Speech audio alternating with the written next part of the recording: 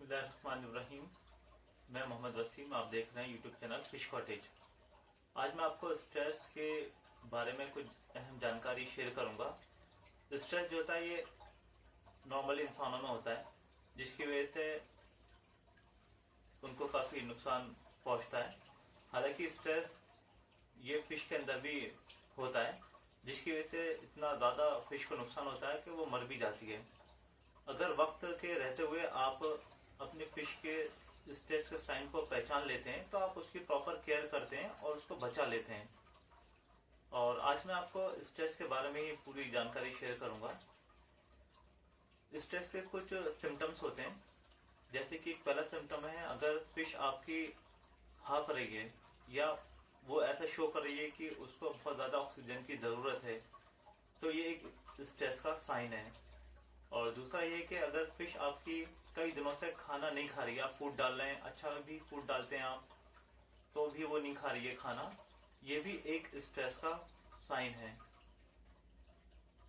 तीसरा ये इसका स्ट्रेस का साइन है कि फिश आपकी कुछ स्ट्रेंज स्विमिंग करती है, यानी कि कुछ आउट स्विमिंग करती है, जैसे कि लड़खड़ाती हुई तैरती है, या वो अपने फिन्स को अपने जो उसका बॉडी है उससे चिपका लेती है, या फिर वो तैरती है और फिर दोबारा से एकदम से सर बैठ जाती है बॉटम पर, तो ये भी एक स्ट्रेस का साइन है।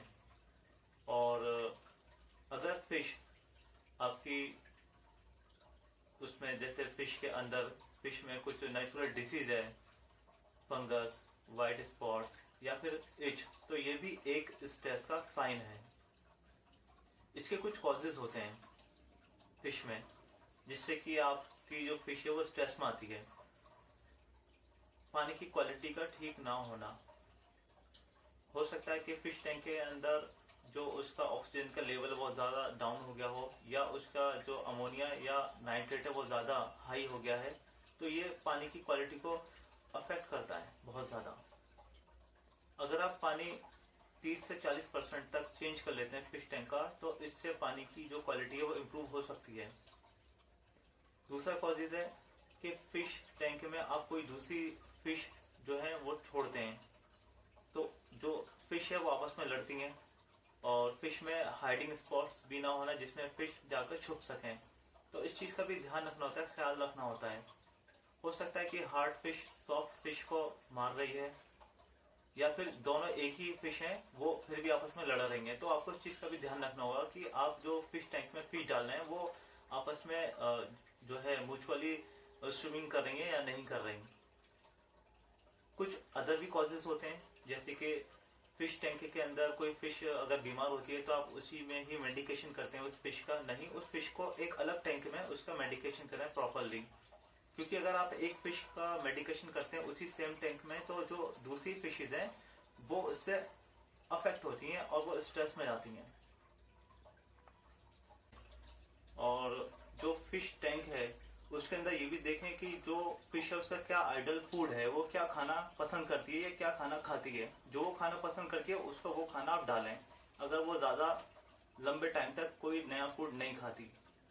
और ये भी है कि आप जो फिश टैंक है उसमें जो है ज्यादा डिस्टरबेंस ना होने दें, जैसे कि बच्चे जो फिश टैंक का शीशा होता है उसको काफी बैंग करते हैं और उसके अंदर नॉइज भी करते हैं, तो उससे भी आप अपने फिश टैंक की जो है हिफाजत करें। तो ये सारे जो कॉजेज हैं ये स्ट्रेस के कॉजेज है, जिसकी वजह से स्ट्रेस फिश को होता है।